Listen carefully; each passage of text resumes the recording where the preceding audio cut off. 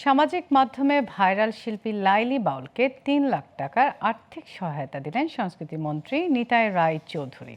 সকালে সচিবালয়ে নিজ দপ্তরে লাইলি বাউলের হাতে চেক তুলে দেন তিনি। এ সময় মন্ত্রী বলেন, লাইলি বাউলের গানের প্রতিভা আরও ছড়িয়ে দিতে তাকে শিল্পকলার সঙ্গে যুক্ত করা হবে। তার গানের যথাযথ স্বীকৃতিও দেবে সরকার। আর লাইলি বাউল বলেন, ছোটবেলা থেকেই গান গাওয়ার ইচ্ছা থাকলেও সুযোগের অভাবে এগোতে পারেননি। এখন দেশের বড় বড় অনুষ্ঠানে গান গাওয়ার সুযোগ চান তিনি। গান যদি আমরা মানে মূল্যায়ন করে যদি করা যায়, তাহলে এটা একটা সম্পদ, একটা স্বীকৃতি আমরা দিতে চাই। এখানেও আমরা জাতীয় পর্যায়ে ওনাকে মানে যতটা সহযোগিতা করা দরকার ধারাবাহিকভাবে এটা আমরা করব। আর মানে ওনার গান এখনও খুব বেশি বয়স হয় নাই, এখনও কণ্ঠ ঠিক আছে। তো ওনার